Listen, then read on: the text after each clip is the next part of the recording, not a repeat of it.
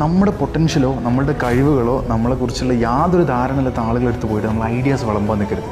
അതായത് ഫ്രണ്ട്സ് ആയിക്കോട്ടെ, ഫാമിലി ആയിക്കോട്ടെ, ആരും ആയിക്കോട്ടെ, അത് നമ്മളൊരു നല്ലൊരു പ്ലാൻ മുന്നിലേക്ക് വെക്കുമ്പോൾ അത് ഡീമോട്ടിവേറ്റ് ചെയ്ത് നെഗറ്റീവാക്കി നമ്മളൊരു നിലക്കും അത് ക്വിറ്റ് ചെയ്യാന്നുള്ളൊരു തോട്ടിലേക്ക് എത്തിക്കും അവർ.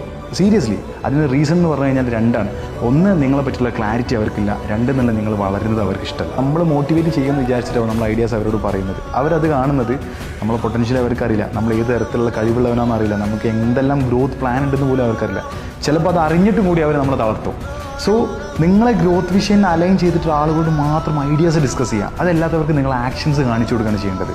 ഐഡിയാസ് ഡിസ്കസ് ചെയ്യുന്നത് ഓൺലി നിങ്ങളെ പൊട്ടൻഷ്യൽ അറിയുന്ന, നിങ്ങളെ കാര്യങ്ങൾ അറിയുന്ന, നിങ്ങളെ ഗ്രോത്ത് പ്ലാൻ അറിയുന്ന, അല്ലെങ്കിൽ നിങ്ങളുടെ വിഷൻ അറിയുന്ന, നിങ്ങൾ ഇന്ന കാര്യങ്ങൾ ചെയ്യാനുള്ള കഴിവുള്ളവനാണ് എന്ന് അറിയുന്ന ആളുകളടുത്ത് മാത്രം നിങ്ങൾ ഐഡിയാസ് പറയുക.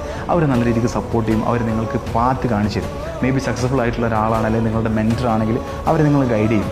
അതല്ലാതെ ഫ്രണ്ട്സിൻ്റെ അടുത്തും ഫാമിലിൻ്റെ അടുത്തും അല്ലെങ്കിൽ ലൈക്ക് നിങ്ങളെ ക്ലോസ് സർക്കിളിലുള്ള ബെസ്റ്റ് ഫ്രണ്ട്സിൻ്റെ അടുത്തൊക്കെ പോയിട്ട് നിങ്ങൾ ഐഡിയാസ് വിളമ്പുന്ന 90% ആളുകൾക്കും കിട്ടുന്നത് നെഗറ്റിവിറ്റിയും ഡീമോട്ടിവേഷനാണ്.